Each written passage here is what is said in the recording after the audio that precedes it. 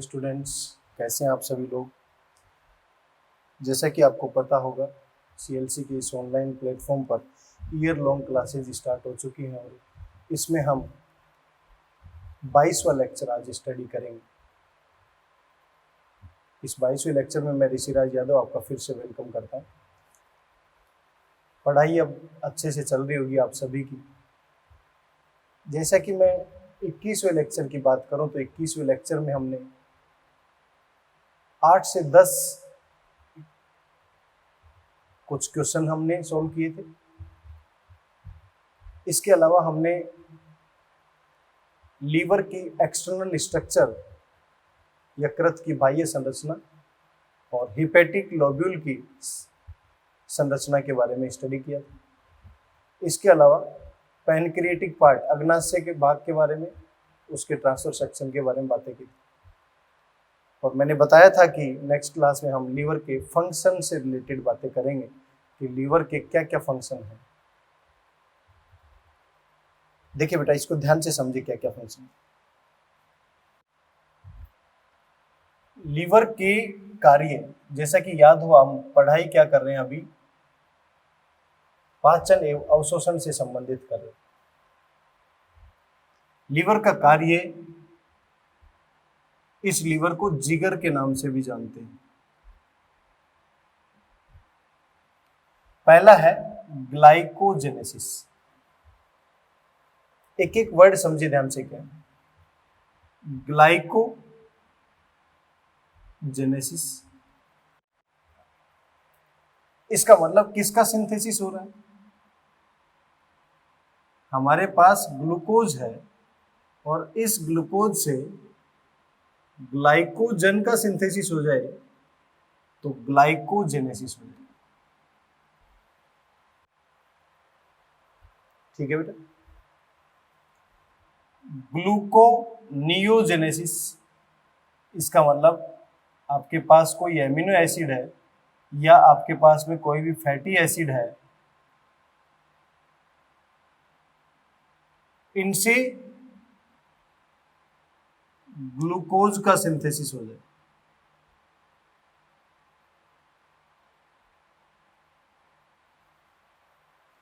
Gluconeogenesis, कोई भी नए सब्सटेंस है जैसे कि एमिनो एसिड और फैटी एसिड है, उससे ग्लूकोज का सिंथेसिस हो जाए। जेनेसिस का मतलब फॉर्मेशन।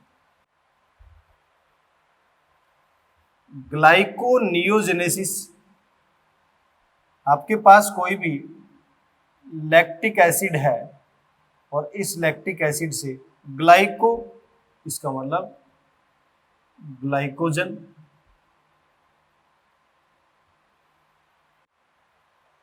तीन वर्ड मैंने अभी डिफाइन किए हैं। ग्लाइकोजेनेसिस, इसका मतलब ग्लाइकोजन का सिंथेसिस हो रहा है ग्लूकोज। ग्लूकोजेनेसिस, इसका मतलब ग्लूकोज बन रहा है एमिनो एसिड और फैटी एसिड से। ग्लाइकोनियोजेनेसिस, इसका मतलब ग्लाइकोजन बन रहा है लैक्टिक एसिड से। ये काम लीवर का है। ग्लाइकोजिनोलाइसिस, अब देखो ये जेनेसिस था, ये जीनोलाइसिस है। इसका मतलब ग्लाइकोजन का ब्रेकडाउन होगा और ग्लूकोज बनेगा, इसी को बोल रहे हैं ग्लाइकोजिनोलाइसिस। दोबारा देखिए चारों वर्ड क्या है। ग्लाइकोजिनोलाइसिस, इसका मतलब ग्लाइकोजन टूट गया है, ग्लाइकोजन का लाइसिस हो गया। ग्लाइकोनियोजेनेसिस, कुछ नए सब्सटेंस हैं लैक्टिक एसिड, जैसे हमारी मसल्स में लैक्टिक एसिड से ग्लाइकोजन बनेगा। ग्लूकोज का सिंथेसिस हो रहा है एमिनो एसिड और फैटी एसिड से। ग्लाइकोजेनेसिस, इसका मतलब ग्लाइकोजन का फॉर्मेशन होगा ग्लूकोज। क्लियर है? चार फंक्शन हो गए। नेक्स्ट देख रहे हैं।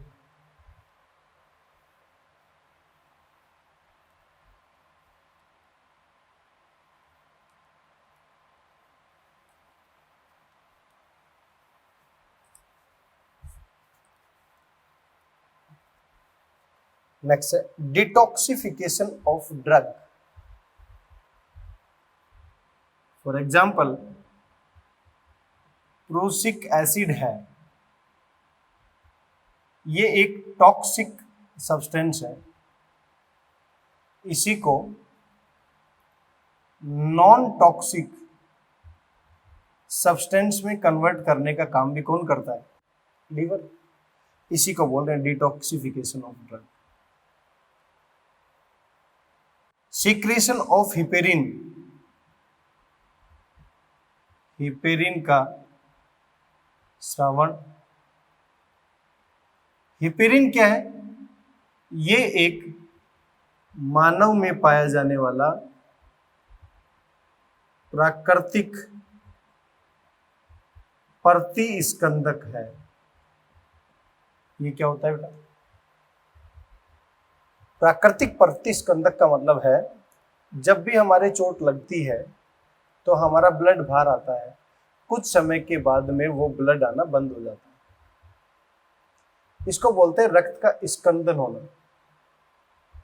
जब हमारे चोट लगी तब ब्लड बाहर आया, तब उसका स्कंदन हुआ, लेकिन हमारी बॉडी के अंदर ब्लड कंटिन्यूअसली सर्कुलेट कर रहा है, वो स्कंदन नहीं हुआ। किसकी वजह से? क्योंकि उसके अंदर हिपेरिन उपस्थित है।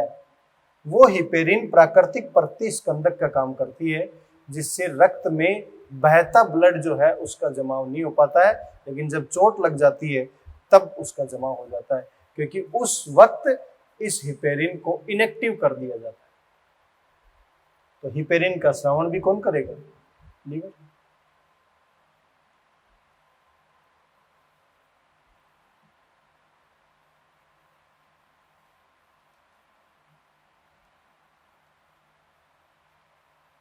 नेक्स्ट देखिए, स्टोरेज ऑफ फैट, लिपिड का सिंथेसिस करने का काम करता है। जैसा कि आपको पता है कि एडिपोसाइट जो होती है, एडिपोसाइट एंड हिपेटोसाइट, ये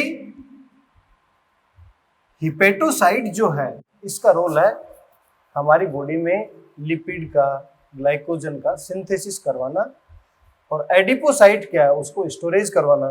तो स्टोरेज ऑफ फैट या वसा का संग्रह जो होता है वो भी कहां पर हो रहा है? लीवर में। Synthesis of blood protein,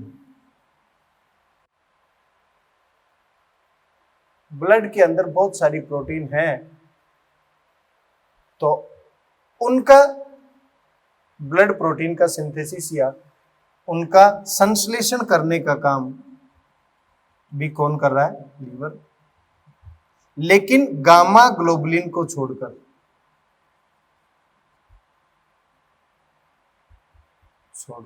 gamma globulin का सिंथेसिस नहीं कर पाता। सिंथेसिस ऑफ विटामिन ए, इसको भी ध्यान से समझे बेटा, यहां से भी क्वेश्चन पूछा जाता है। विटामिन ए का सिंथेसिस कैसे हो?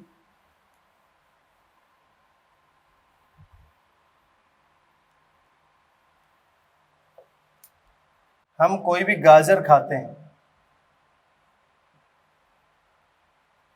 हम कोई भी सुनहरा चावल,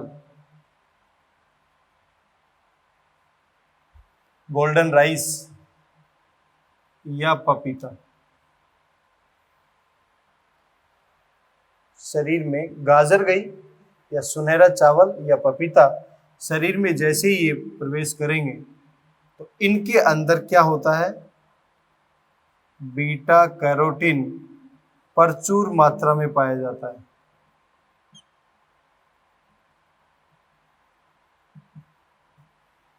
और ये प्रचुर मात्रा में बीटा कैरोटीन है, ये लीवर की वजह से ये बीटा कैरोटीन विटामिन ए में परिवर्तित हो जाता है, और जिसे हम बोलते हैं रेटिनोल।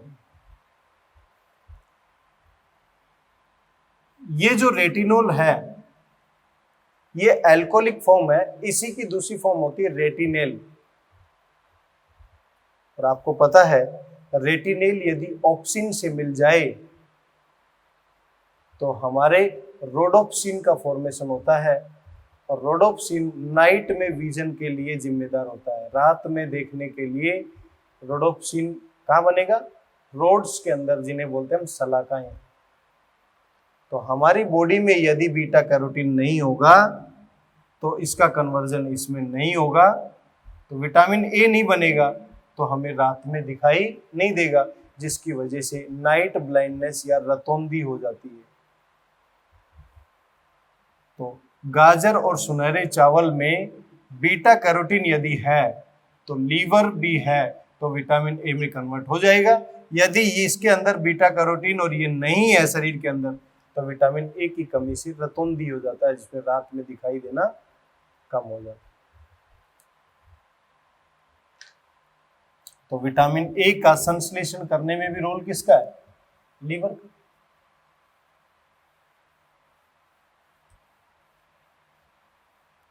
नेक्स्ट देखें, secretion and synthesis of bile juice. इसका मतलब श्रावण एवं संश्लेषण किसका? पीत रस का। बाइल जूस का श्रावण और संश्लेषण। तो पहले हमें पता होना चाहिए कि बाइल जूस है क्या। तो बाइल जूस, जैसा कि मैंने पहले भी बताया था कि इसे स्यूडो डाइजेस्टिव जूस या आभासी पाचक रस के नाम से भी जानते हैं। मोर देन 90% इसके अंदर वाटर है। इसके अलावा इसके पास में बाइल साल्ट या जिसे हम बोलते हैं पीत लवण पाए जाते हैं। और पीत लवण दो प्रकार के होते हैं, एक इनऑर्गेनिक अकार्बनिक और एक होते हैं ऑर्गेनिक जिसे हम बोल रहे हैं कार्बनिक। कार्बनिक की फॉर्म में सोडियम पोटेशियम के ग्लाइकोलेट और सोडियम पोटेशियम के टोरोपोलेट ये पाए जाते हैं। और इनऑर्गेनिक की फॉर्म में यहाँ पर बाइकार्बोनेट है, क्लोराइड है, कार्बोनेट है और फॉस्फेट है। ये सभी इनऑर्गेनिक साल्ट के रूप में पाए जाते हैं।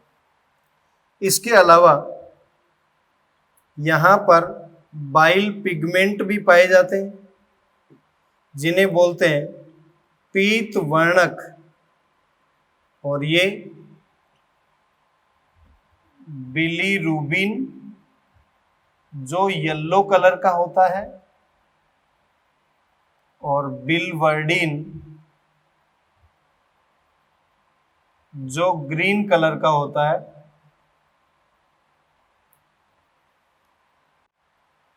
ये बाइल पिगमेंट भी पाए जाते हैं।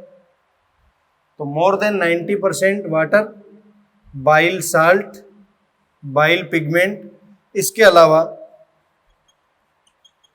कोलेस्ट्रॉल, फॉस्फोलिपिड एंड लेसिथिन ये पाए जाते हैं। अब देखिए बेटा इसका रोल क्या है। ये मैं सब चीजें इसलिए डिटेल में बता रहा हूं, आपसे पूछा जा सकता है स्यूडो डाइजेस्टिव जूस क्यों कहा जाता है? क्योंकि इसके पास कोई भी एंजाइम नहीं है। तो यहां पर कोई भी एंजाइम नहीं, तो फिर क्या है? इसके पास मोर देन 90% वाटर है, बाइल साल्ट है, बाइल पिगमेंट है, कोलेस्ट्रॉल, फॉस्फोलिपिड और लेसिथिन है। अब जितने भी बाइल साल्ट और बाइल पिगमेंट जो हैं, ये बाइल साल्ट और बाइल पिगमेंट जो भी हैं, इनका मेजर रोल क्या है वो समझना जरूरी है। बाइल पिगमेंट तो कलर प्रोवाइड कर रहे हैं येलो और ग्रीन, और बाइल साल्ट जो है वो लिपिड के बड़े बड़े मॉलिक्यूल को छोटे छोटे मॉलिक्यूल में तोड़ने का काम करते हैं। इसका मतलब इनका रोल क्या है?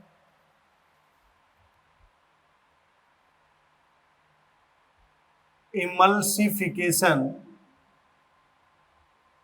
ऑफ फैट या वसा का पायसीकरण।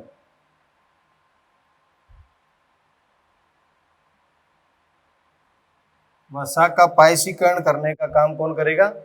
Bile juice. और इसका काम क्या है? वसा का पायसीकरण करने के साथ साथ लाइपेज जो एंजाइम है उस लाइपेज की एक्टिविटी को इनहेंस कर देता है। क्योंकि जैसे ही कोई बड़ा मॉलिक्यूल है हमारे पास ये है और इसके छोटे छोटे टुकड़े हो गए, तो इसके पास में एंजाइम काम करने के लिए सरफेस एरिया बहुत ज्यादा उपलब्ध हो जाता है। तो बड़े को यदि छोटे में तोड़ा है, इमल्सिफिकेशन ऑफ फैट किया है, तो उससे इस लाइपेज की एक्टिविटी भी बढ़ जाती है। तो आपसे पूछा जाए बाइल जूस का निर्माण और श्रावण या संश्लेषण और श्रावण किसने किया? लीवर ने। लेकिन अगर आपसे पूछ लिया जाए कि बाइल जूस का स्टोरेज कौन करता है? किसका? बाइल का स्टोरेज, बाइल का संग्रह कौन करता है? तो आंसर आएगा गोल ब्लेडर, जिसे हम बोल रहे हैं पित्ताशय। क्लियर है मेरी बात यहां पे?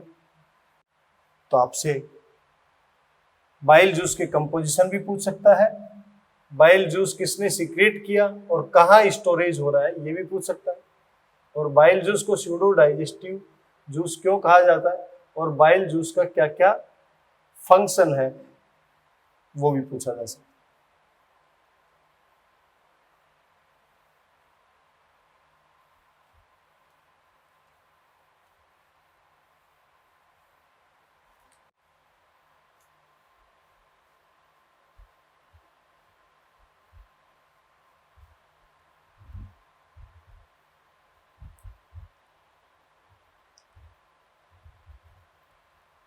क्लियर है सभी को? नेक्स्ट पॉइंट देखें, डी एमिनेशन। नेक्स्ट है डी एमिनेशन। इसका मीनिंग क्या है ये भी समझो। डी एमिनेशन की बात की जा रही है। डी एमिनेशन का मतलब होता है एमिनो एसिड्स हैं, और इन एमिनो एसिड से किसका फॉर्मेशन करना? अमोनिया का फॉर्मेशन करना। अमोनिया का फॉर्मेशन कर रहे हैं, क्या फायदा होगा? जैसा कि आपको पता है अमोनिया है, जैसा कि आपको पता है यूरिया है, जैसा कि आपको पता है यूरिक एसिड है।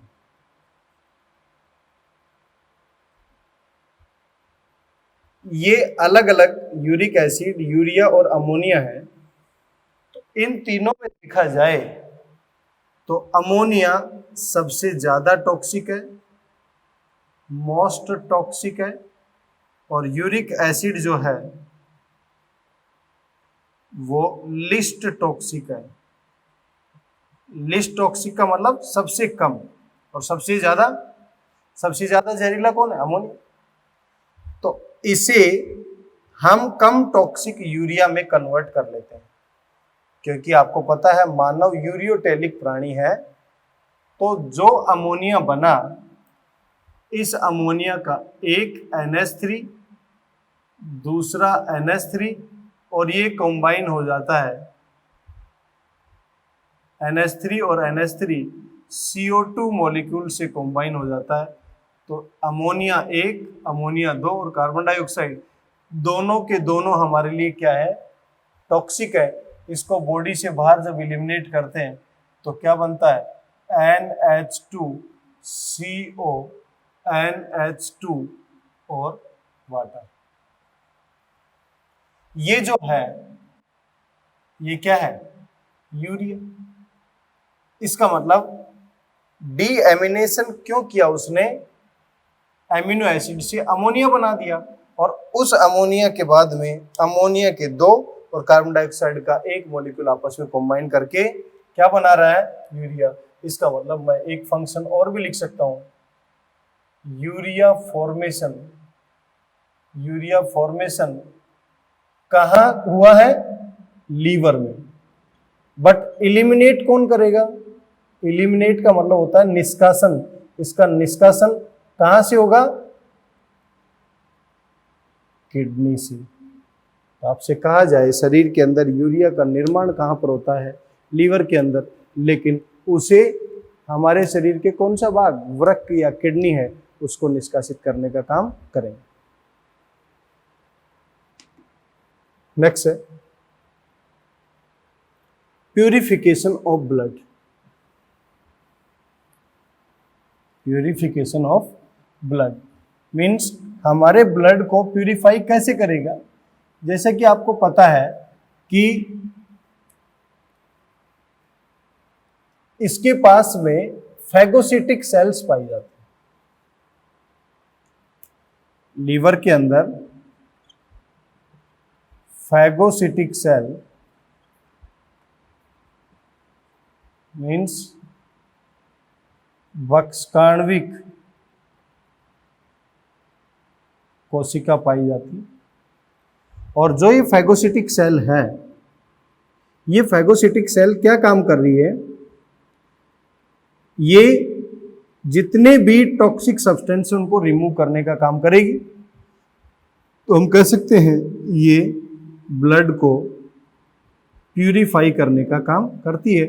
और यहां पर पाई जाने वाले वक्षकाण्विक कोशिकाओं को नाम क्या दे रहे हैं हम? कुफर सेल।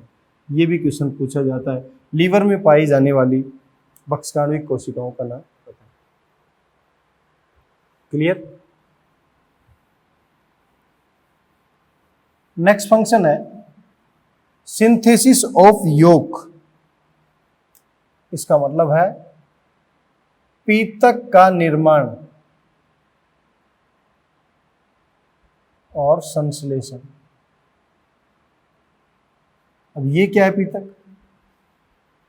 आपने देखा होगा एग जब भी ओपन करते हैं एग को, तो उसके अंदर पीला पदार्थ होता है। उस पीले पदार्थ को क्या बोलते हैं? पीतक। और ये जो पीतक है, जो पीला पदार्थ है, इसका कुछ पार्ट एग खुद सिंथेसाइज करता है और इसका मैक्सिमम भाग कौन बनाता है? लीवर।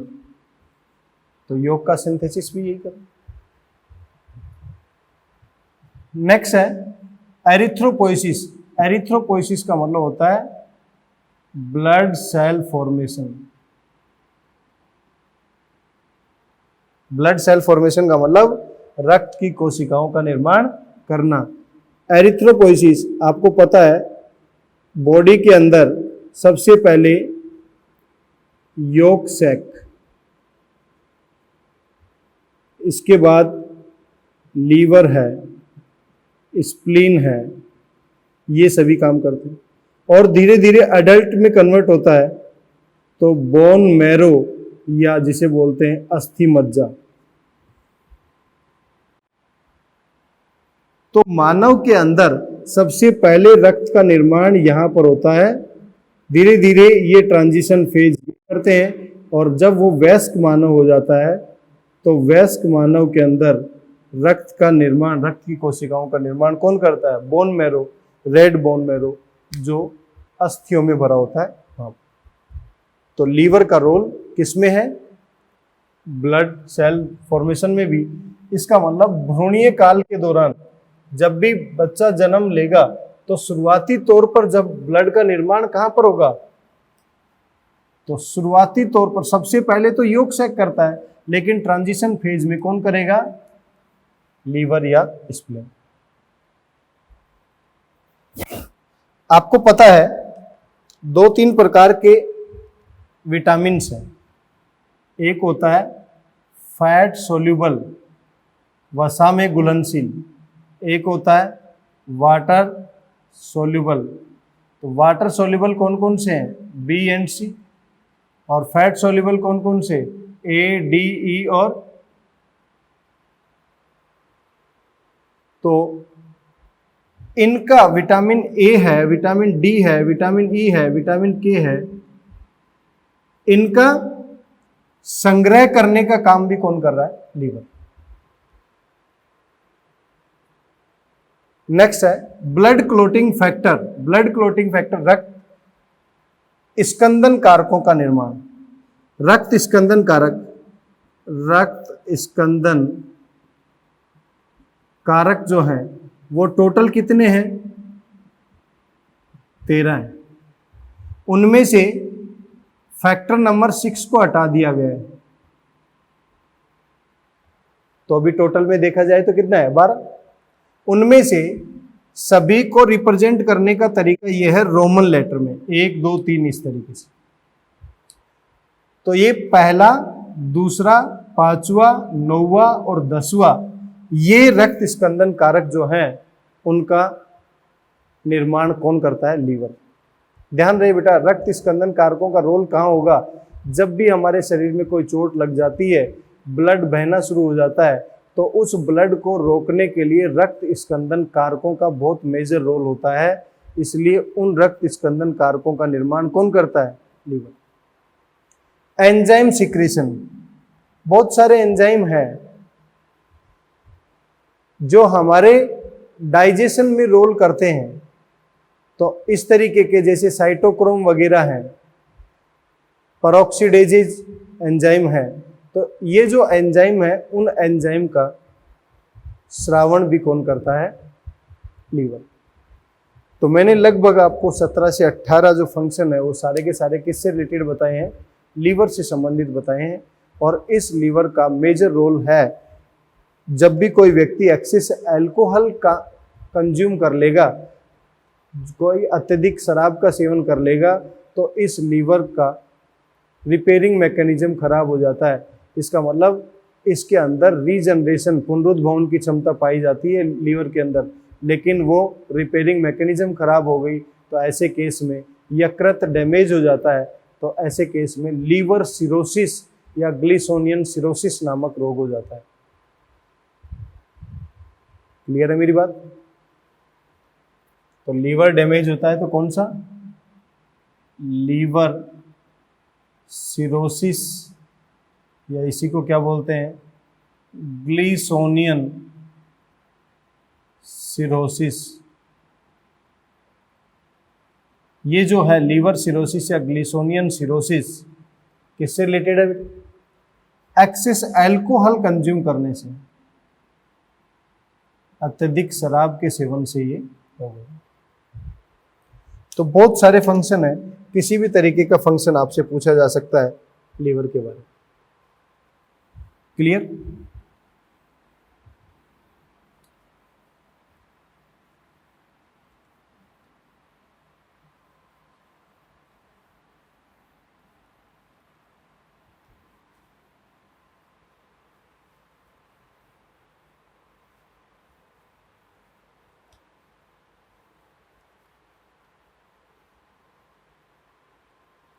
तो बेटा हमारी बात ये चल रही थी कि ड्यूडेनम भाग में या ग्रहणी भाग में मैक्सिमम डाइजेशन पॉसिबल होता है। क्यों पॉसिबल होता है, तो बात चल रही थी ड्यूडेनम पार्ट में, ड्यूडेनम भाग में, ड्यूडेनम या ग्रहणी भाग में मैक्सिमम डाइजेशन होता है।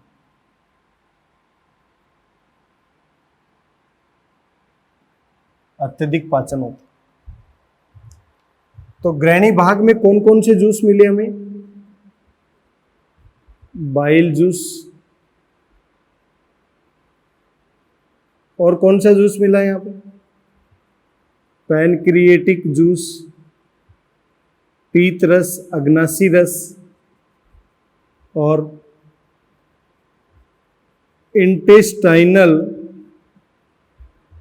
जूस, आंतरीय रस, इसी को नाम दिया था सक्कस एंटेरिकस।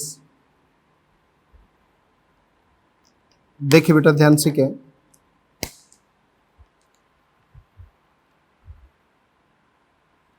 इसे बोलते हैं पीतरस,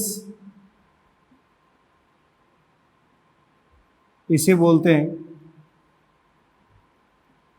अग्नासी रस, और इसे बोलते हैं आंतरीय रस। जब तक इन सब के घटक पता नहीं लगेंगे तब तक हम इसका पाचन नहीं करा सकते। मैक्सिमम डाइजेशन वाली स्टेप देखिए। तो सबसे पहले हम इंटेस्टाइनल जूस के कंपोजिशन देखते हैं।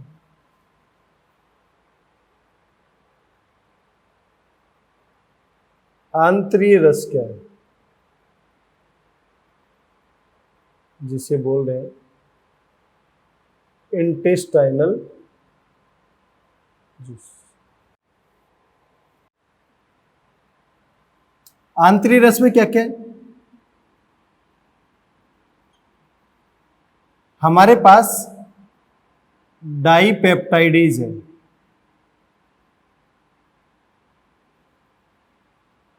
डाइसैकराइडेज है,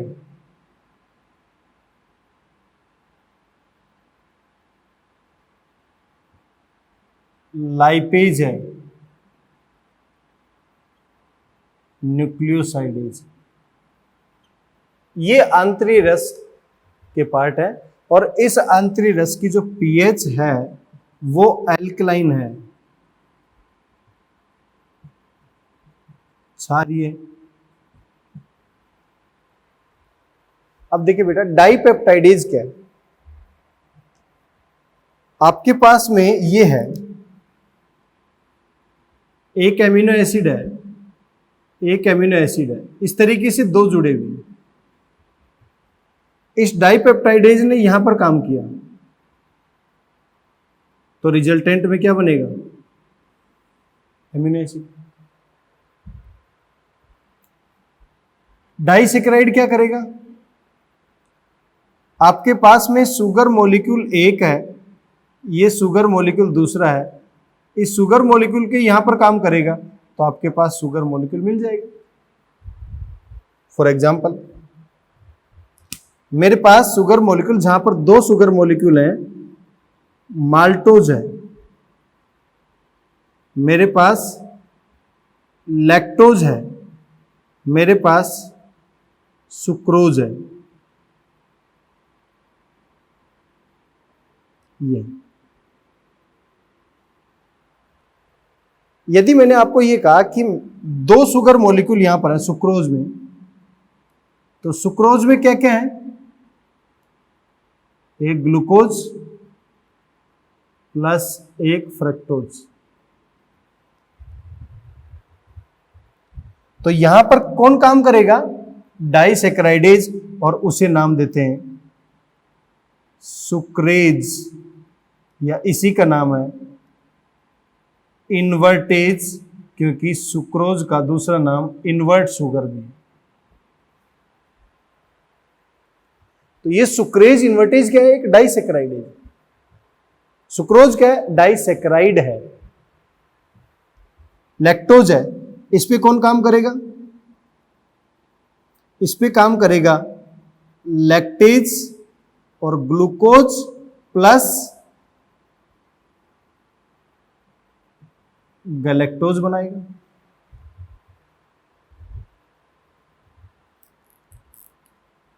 माल्टोज है, यहां पर कौन काम करेगा? माल्टेज, और माल्टेज काम करके शुगर मॉलिक्यूल दो बनाएगा, एक ग्लूकोज प्लस दूसरा भी ग्लूकोज। तो देखिए बेटा, ये जितने भी मैं बात कर रहा हूं, यदि सुक्रेज एंजाइम है वो सुक्रोज पर काम करेगा तो दो यूनिट मिल गई, ग्लूकोज और फ्रक्टोज। लैक्टेज लैक्टोज पे काम करेगा तो ग्लूकोज और गैलेक्टोज, और माल्टेज यदि काम करेगा तो क्या बनेगा? ग्लूकोज और ग्लूकोज। तो ये जितने भी मैंने बात की, चाहे वो सुक्रेज है, चाहे वो लैक्टेज है, चाहे वो माल्टेज है, वो क्या है? डाइसैकराइड। दोबारा देखें, डाइपेप्टाइडेज दो एमिनो एसिड के सीक्वेंस को तोड़कर एक एक एमिनो एसिड बनाएगा। डाइसैकराइडेज दो ग्लूकोज के यूनिट को तोड़कर एक एक ग्लूकोज की यूनिट बनाएगा, मीन शुगर मॉलिक्यूल बनाएगा। लाइपेज ये लिपिड के डाइजेशन में हेल्प करेगा और डाइग्लिसराइड को मोनोग्लिसराइड में या फैटी एसिड प्लस ग्लिसरॉल में तोड़ने का काम करेगा। बेटा मैं बात कर रहा हूं बार बार आपसे, आंतरिक रस या इंटेस्टाइनल जूस या सक्कस एंटेरिकस जिसमें मोर देन 90% वाटर है और एंजाइम की फॉर्म में पहला है डाइपेप्टाइडेज, उसने डाइपेप्टाइड को तोड़ दिया, एमिनो एसिड बना दिया। दूसरा है डाइसैकेराइडेज, उसने डाइसैकेराइड को तोड़ दिया, मोनोसैकेराइड यूनिट्स बना दी। लाइपेज, उसने डाइग्लिसराइड है उसको तोड़कर मोनोग्लिसराइड या फैटी एसिड और ग्लिसरॉल बना दी। और न्यूक्लियोसाइडेज, ये क्या काम करेगा? न्यूक्लियोसाइडेज न्यूक्लियोसाइड पर काम करता है। न्यूक्लियोसाइड पर जैसे काम करेगा तो एक साइड में यूनिट बनाएगा नाइट्रोजिनस बेस और दूसरी साइड में यूनिट बनाएगा पेंटोज शुगर।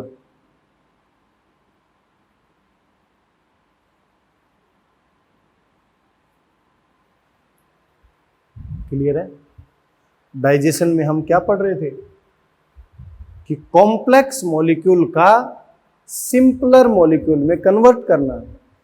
हमने डाइपेप्टाइड को एक अमीनो एसिड में बना लिया, हमने डाइसैकेराइड को एक एक शुगर मॉलिक्यूल या मोनोसैकेराइड में कन्वर्ट कर लिया, लाइपेज को हमने उसकी मोनोमर यूनिट में लेकर आ गए लिपिड डाइजेशन करवाकर। न्यूक्लियोसाइडेज न्यूक्लियोसाइड पर काम करेगा तो नाइट्रोजिनस बेस और पेंटोज शुगर मिल जाएगा।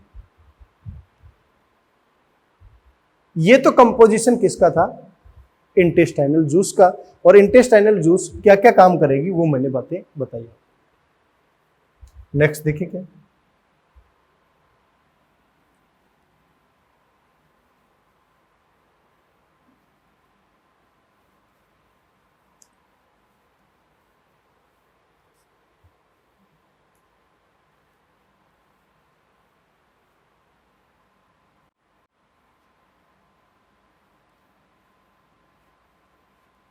नेक्स्ट बात कर रहे हैं बेटा पैनक्रिएटिक जूस का। पैनक्रिएटिक जूस में भी क्या क्या पार्ट? इस पैनक्रिएटिक जूस में मोर देन 90% वाटर है। इसके अलावा इसकी पीएच भी एल्कलाइन है, मीन्स क्षारीय। और अग्नाशी रस में क्या क्या होगा?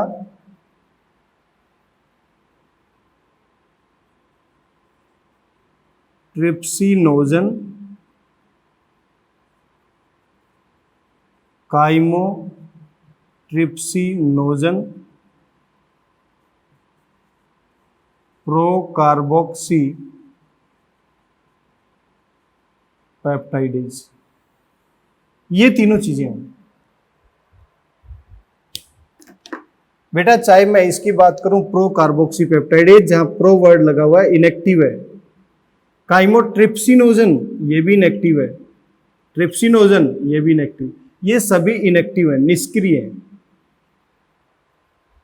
तो सबसे पहले एक अदर फैक्टर और काम करता है जो आंतरीय श्लेष्मा से स्रावित होता है। आंतरीय श्लेष्मा से स्रावित क्या हो रहा है? आंतरीय श्लेष्मा से स्रावित हो रहा है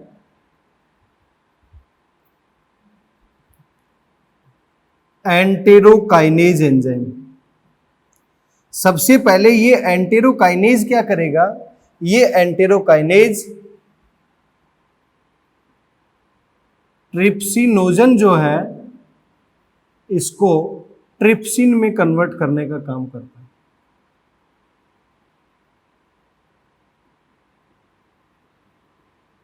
तो निष्क्रिय एंजाइम को सक्रिय बनाने का काम कौन करेगा? एंटेरोकाइनेज। लेकिन याद रहे ये पैनक्रिएटिक जूस का पार्ट नहीं है। जैसे ही ट्रिप्सिनोजन ट्रिप्सिन में चेंज हो गया, अब ये जो ट्रिप्सिन बनेगा ये इनको भी एक्टिवेट कर देगा, तो काइमोट्रिप्सिनोजन काइमोट्रिप्सिन में और प्रोकार्बोक्सीपेप्टाइडेज कार्बोक्सीपेप्टाइडेज में कन्वर्ट हो जाता है। और ये तीनों के तीनों किससे रिलेटेड है? प्रोटीन डाइजेशन से रिलेटेड। तो अग्नासी रस का एक भाग तो ये होगा। इसके अलावा और क्या होता है अग्नासी रस में? इस अग्नासी रस में है पैनक्रिएटिक लाइपेज, जो क्या करेगा? लिपिड का डाइजेशन करवाएगा। लिपिड डाइजेशन से संबंधित है। जहां पर भी आपको ट्राइग्लिसराइड या डाइग्लिसराइड जो यूनिट मिलेंगे, उसको ट्राइग्लिसराइड को डाई में और डाई को मोनोग्लिसराइड में कन्वर्ट करने का काम करेगा। इसका मतलब आपके पास ट्राइग्लिसराइड मिला, ट्राई को किसमें? डाई में, और डाई को मोनोग्लिसराइड में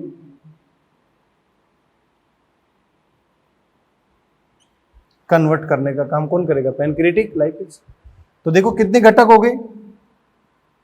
1 2 3 4। और कौन सा घटक है इसका? Pancreatic nuclease. पैनक्रिएटिक न्यूक्लिएज किस पे काम करेगा? न्यूक्लिक एसिड पर, न्यूक्लिक अम्ल पर काम करेगा। न्यूक्लिक अम्ल क्या हो सकता है? डीएनए भी हो सकता है, और इसके ऊपर काम करेगा। पैनक्रिएटिक लाइपेज मिल गया, ट्रिप्सिनोजन मिल गया, काइमोट्रिप्सिनोजन मिल गया, प्रोकार्बोक्सीपेप्टाइडेज मिल गया, पैनक्रिएटिक न्यूक्लिएज मिल गया, और कौन सा कंपोजिशन है? Pancreatic amylase. और ये जो पैनक्रिएटिक एमाइलेज है, ये कहां पर काम करेगा? पॉलीसेकेराइड है, उन पॉलीसेकेराइड यूनिट को डाइसेकेराइड यूनिट में तोड़ने का काम करेगा।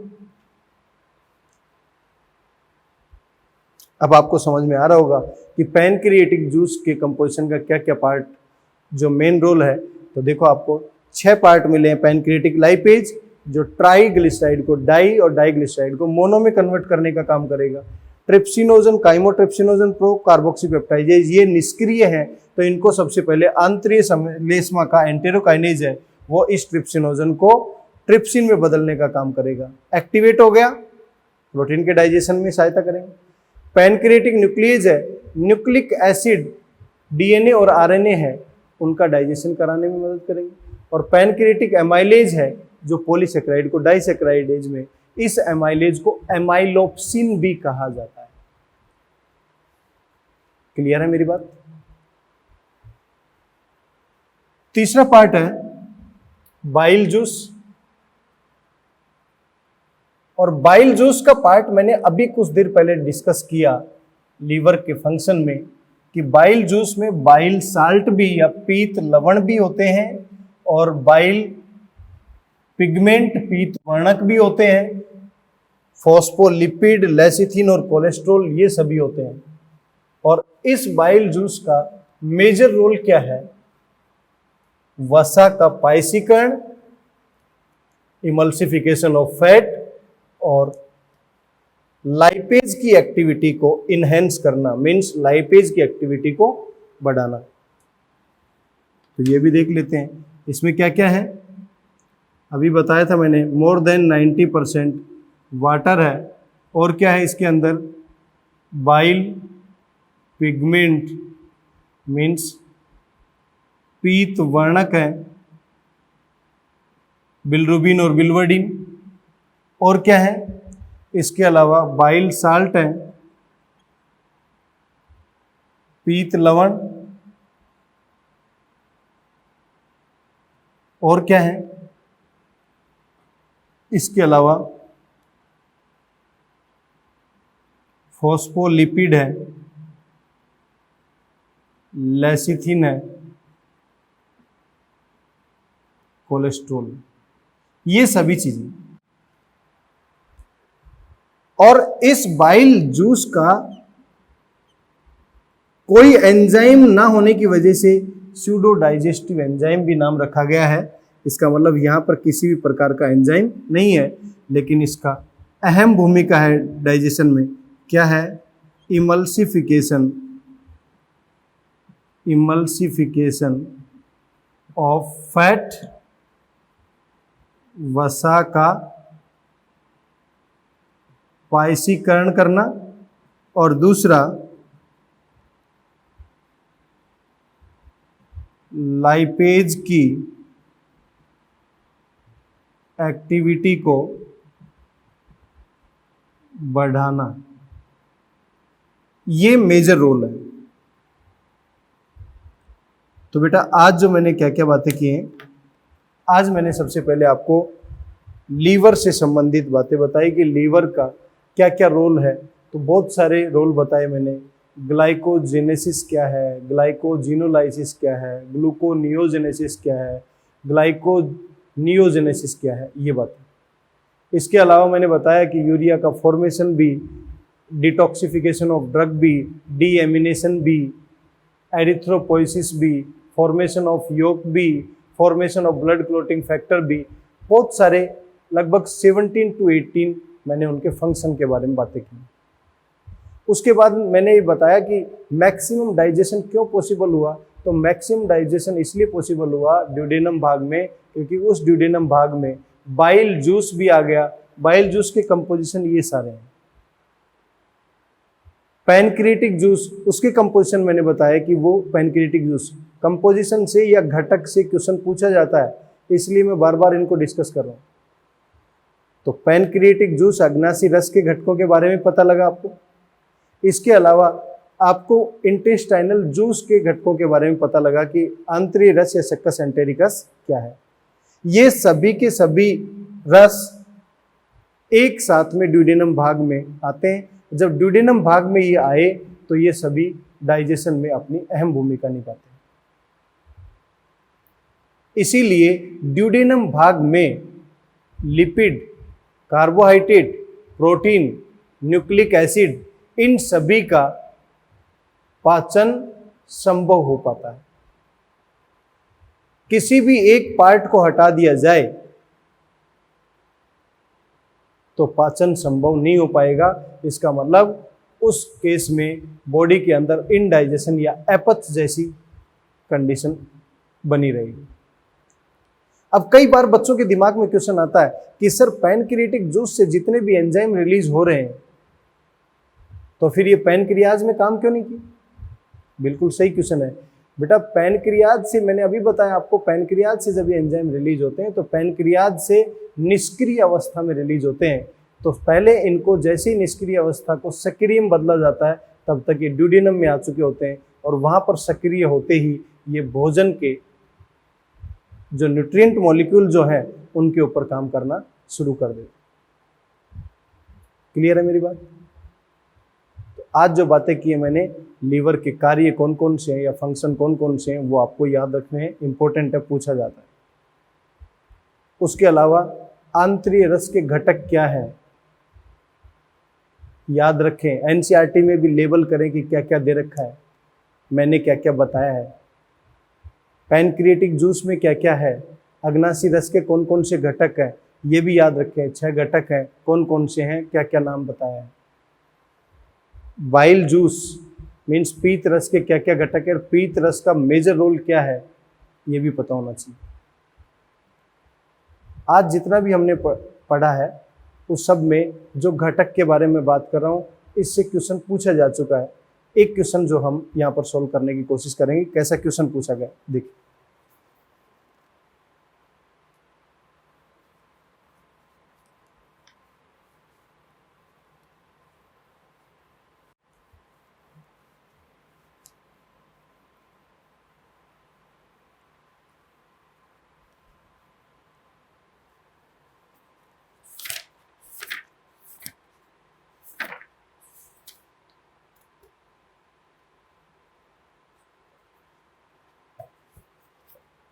देखिए बेटा क्वेश्चन क्या है। क्वेश्चन पूछा नीट 2017 में, निम्न में से कौन सा विकल्प, निम्न में से कौन सा विकल्प अग्नासी रस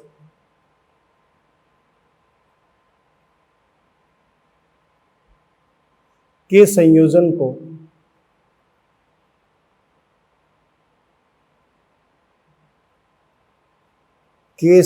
को सर्वोचित रूप से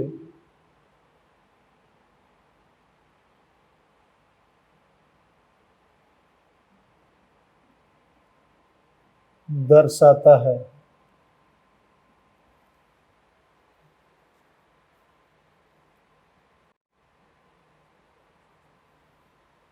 देखिए, पहला ऑप्शन है amylase, pepsin, trypsinogen, maltase,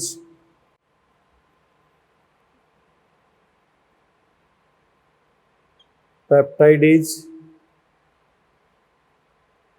amylase, pepsin, rennin,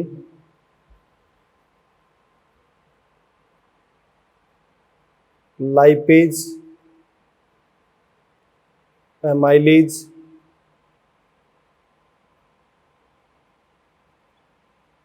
trypsinogen, प्रोकार्बोक्सीपेप्टाइडेज।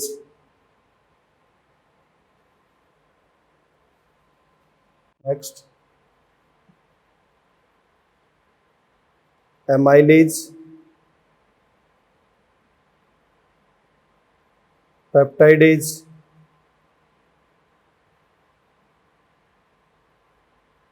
Trypsinogen, rennin. देखिए, बहुत अच्छा क्वेश्चन पूछा। निम्न में से कौन सा विकल्प अग्नासी रस, इसका मतलब बेटा किसकी बात कर रहा हो,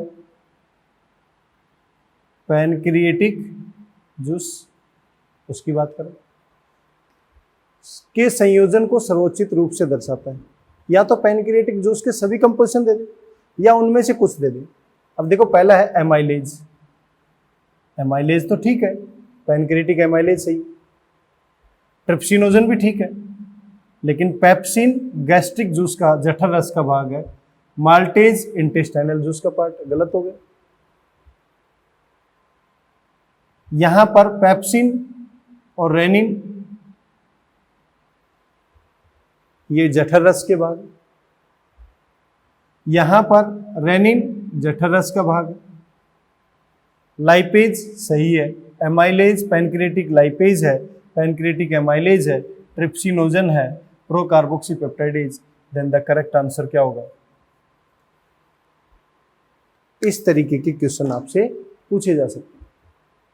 तो जो रस बता रहा हूं मैं, चाहे वो अग्नासी रस हो, चाहे वो पीत रस हो, चाहे वो आंतरी रस हो, चाहे वो जठर रस हो, इन सभी के घटक जो हैं उनके बारे में आपको पता होना चाहिए। क्लियर है? आज के लिए इतना ही। Thank you so much. Next class जो होगी हमारी 23वां लेक्चर होगा, तब हम इसी से आगे और बातें करेंगे। Thank you so much.